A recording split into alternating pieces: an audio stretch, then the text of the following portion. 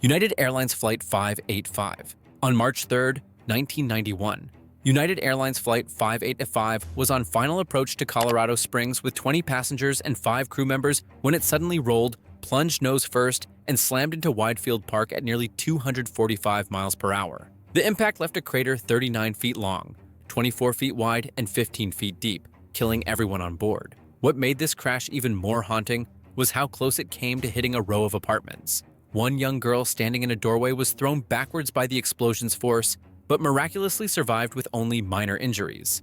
The aircraft, a Boeing 737-200 with over 26,000 flight hours, had shown warning signs just days before. The rudder, a vital control surface, had twice shifted unexpectedly, forcing crews to stabilize the jet.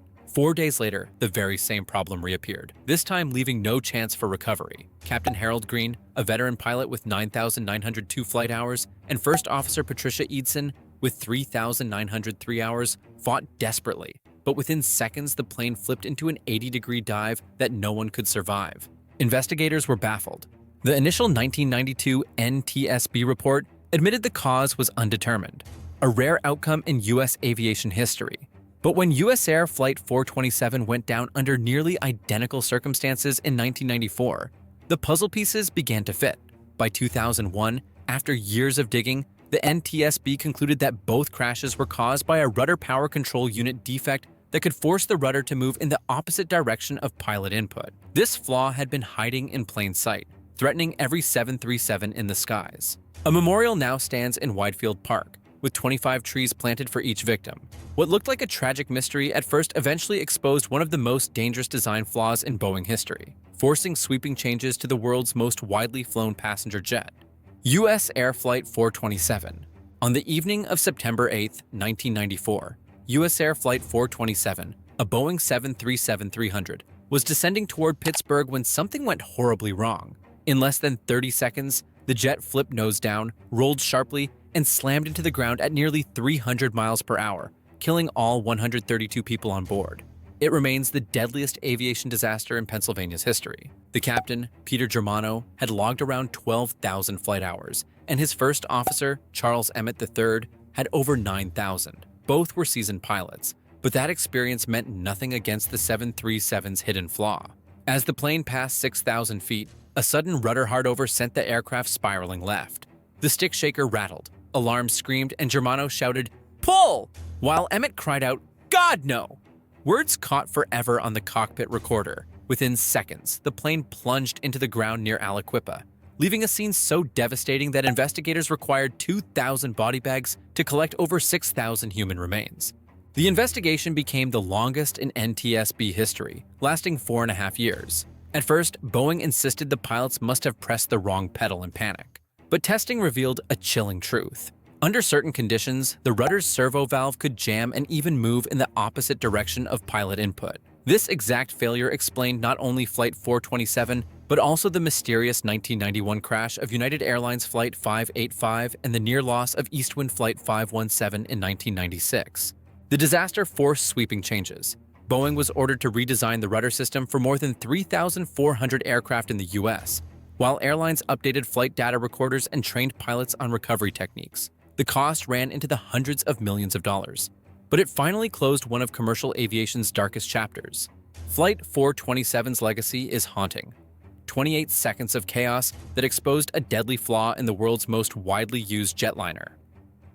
Eastwind Airlines Flight 517. On June 9, 1996, Eastwind Airlines Flight 517, a Boeing 737-200, was making its way from Trenton, New Jersey to Richmond, Virginia, when something went terribly wrong. At about 5,000 feet, the captain felt a sudden kick in the rudder pedals. Seconds later, the aircraft violently rolled to the right. For the 53 people on board, it was a nightmare moment. The plane had fallen victim to the same rudder problem that had already caused 2 fatal disasters. United Flight 585 in 1991 with 25 deaths, and USAir Flight 427 in 1994 with 132 deaths. The difference this time was luck, skill, and timing. Captain Brian Bishop and First Officer Spencer Griffin fought back. The rudder controls were stiff, almost unresponsive, but by using ailerons and engine thrust, they managed to stabilize the jet. After several tense seconds, control suddenly returned, and the plane landed safely. Not a single passenger was injured, making this the only 737 rudder hardover case to end without fatalities.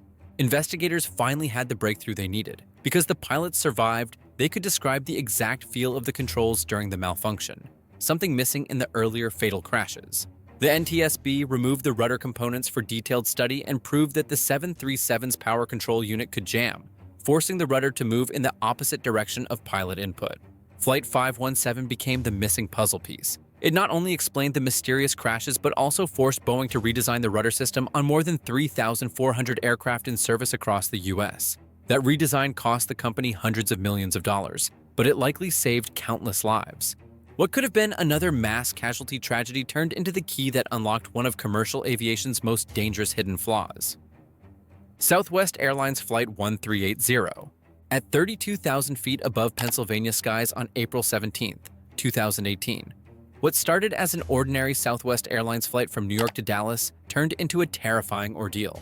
Flight 1380, a Boeing 737-700 with 149 people on board, suffered a catastrophic engine failure. Shards of metal tore away from the left engine, puncturing the fuselage and blasting open a window at row 14. The cabin lost pressure instantly, pulling passenger Jennifer Reardon partially out of the aircraft. Fellow passengers and flight attendants fought desperately to pull her back, but she later died from blunt force trauma. 8 others sustained injuries. The cockpit was in chaos. Alarms blared, smoke filled the cabin, and the aircraft rolled 40 degrees left before the crew managed to regain control. At the controls was Captain Tammy Jo Schultz, a former Navy fighter pilot with more than 11,700 flight hours. Her steady hands guided the crippled jet into an emergency descent. Despite near impossible conditions, deafening noise, oxygen masks muffling voices, and extreme vibrations, she diverted the aircraft safely to Philadelphia, where 148 survivors walked away. The investigation revealed a chilling detail. The number 13 fan blade had snapped off due to metal fatigue, a microscopic crack that expanded over thousands of cycles. The engine's failure design allowed fragments to breach the protective cowl, something regulators had overlooked. This wasn't a freak occurrence. Southwest had experienced a nearly identical engine issue 20 months earlier, but inspections weren't mandated for the failed component. The tragedy forced sweeping changes. The FAA ordered new ultrasonic inspections for thousands of engines. Airlines faced costs of about $8,585 per fan blade replacement, with more than 3,700 US engines affected. Southwest offered each passenger $5,000 in compensation and a $1,000 travel voucher, but it couldn't erase the trauma. What stood out most was the courage under fire. Captain Schultz was later honored at the White House, celebrated for saving lives when seconds separated catastrophe from survival. Flight 1380 remains a haunting reminder that even the smallest crack in a machine can expose the fragility of modern aviation. Southwest Airlines Flight 1248. On a snowy night in Chicago, December 8, 2005, Southwest Airlines Flight 1248, a Boeing 737-700, skidded off the end of runway 31C at Midway Airport. The aircraft, carrying 103 people, had departed Baltimore and was headed for Las Vegas with stops in Chicago and Salt Lake City. After circling in bad weather, the pilots attempted a landing in near whiteout conditions. But with a tailwind of 8 knots and only 4,500 feet of runway left, the jet needed 5,300 feet to stop. Instead, it overran, broke through the airport barrier, and careened into traffic at the busy intersection of 55th Street and Central Avenue. The crash turned deadly not for those on board, but for people on the ground. A car was struck and 6-year-old Joshua Woods was killed. His family members suffered critical injuries, while 9 others on the ground were hurt. Inside the jet, 7 passengers had minor injuries, but all 103 on board survived. The investigation uncovered unsettling details. The captain delayed deploying the thrust reversers until 18 seconds after touchdown, leaving just 1,000 feet of usable runway. Training issues were at the heart of it. Southwest had only recently added auto-brake systems, and pilots weren't fully briefed on how to use them. The airline's performance computer also gave misleading stopping distances, failing to highlight assumptions about tailwinds and reverser deployment. Investigators also pointed to corporate pressure. Diverting to O'Hare just 10 minutes away would have cost Southwest money and inconvenienced passengers. This tragedy was the first fatal accident in Southwest's 35-year history. It pushed the FAA to update runway condition reporting nationwide, introducing a new runway condition code in 2016. Midway later installed EMAS safety beds, designed to halt overrunning jets. The aircraft itself was repaired at significant cost, re-registered as N286WN, and returned to service. But for one family in Chicago, the cost was far greater than dollars. A child's life lost because of a chain of human errors and flawed systems. Southwest Airlines Flight 345. On July 22, 2013, Southwest Airlines Flight 345 came in from Nashville to New York's LaGuardia Airport, carrying 145 passengers and 5 crew members. What should have been a routine landing turned into chaos when the nose gear hit the runway before the main landing gear, a reversal of the normal sequence. Within seconds, the front landing gear collapsed upward into the fuselage, crushing the avionics bay and throwing sparks as the jet skidded 2,175 feet down the runway on its nose. The aircraft came to a grinding stop halfway down the strip. The violent slide injured 9 people, most during evacuation, while the rest of the 150 on board survived. For LaGuardia, the crash meant both runways shut down, flights delayed, and emergency teams scrambling. 2 hours later, limited operations resumed, but the damage was already done.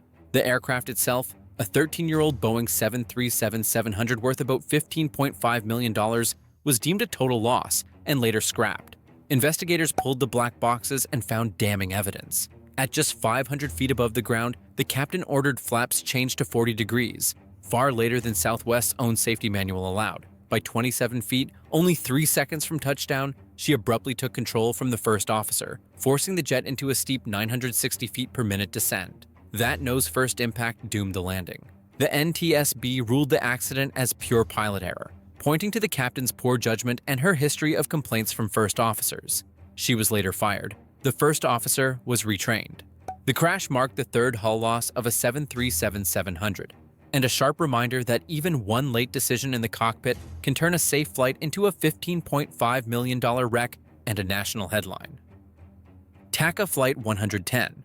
On May 24, 1988, TACA Flight 110, a brand new Boeing 737-300, was on approach to New Orleans after a stop in Belize when it encountered one of aviation's worst nightmares, a dual-engine flameout. Flying at 35,000 feet, the crew spotted thunderstorms ahead but attempted to steer between cells.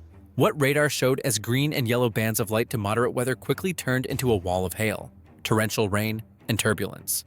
By 16,500 feet, both CFM56 turbofan engines choked on hail and water, shutting down almost instantly. The cockpit went dark, hydraulics gone, the aircraft now a powerless glider with 45 people on board.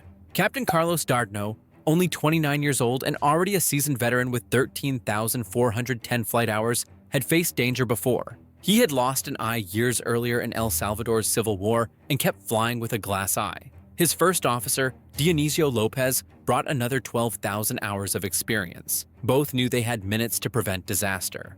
Restart attempts briefly brought the engines back, but they could only produce idle thrust before overheating. The crew shut them down, realizing they were out of options. Controllers suggested New Orleans Lakefront Airport, but it was too far. Scanning below, Lopez spotted a narrow grass levee beside NASA's Michoud assembly facility. With barely any altitude left, Dardano sideslipped the 737 to shed speed and lined it up. Against impossible odds, the jet touched down smoothly on the levee, skidding to a stop with only minor injuries and light hail damage. The $15.5 million jet was later repaired with new engines and, in a remarkable twist, took off again from a road inside the NASA complex. It returned to service, flying for nearly 3 more decades before retirement in 2016. This landing remains one of the most extraordinary displays of skill in Boeing's 737 history, turning certain catastrophe into a textbook miracle. USAir Flight 5050.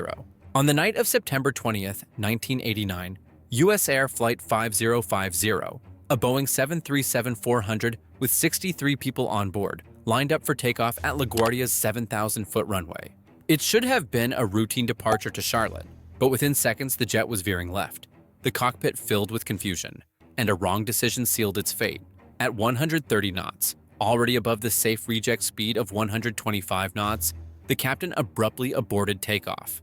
With wet conditions, no auto brakes engaged, and delayed braking, the aircraft ran straight off the end of the runway and plunged into Bowery Bay. The impact split the fuselage into 3 sections, scattering passengers and crew into the dark waters. Evacuation was chaotic. Some passengers clung to floating cushions, others were swept under the runway deck by the current, and several swallowed fuel mixed into the bay. Rescue boats pulled people from the water, but 2 passengers died and 21 were injured, 1 critically. The investigation revealed a staggering list of failures. The rudder trim had been left fully deflected to the left, likely bumped while parked at the gate, yet neither pilot noticed the displaced pedals or the nose wheel pulling sideways during taxi. The captain had just 140 hours as a 737-400 captain, while the first officer was making his first unsupervised takeoff. Neither had received formal cockpit resource management training, and communication between them was so poor that at times neither was fully in control of the jet. The NTSB placed the blame squarely on the captain's inability to take timely command and detect the mistrimmed rudder. In the aftermath, Boeing modified the rudder trim knobs on all 737s to prevent accidental inputs, while regulators pressed for stronger training in cockpit communication. The cost of the accident wasn't measured in millions of dollars, but in something far heavier: lives lost because of mistakes that should never have left the runway.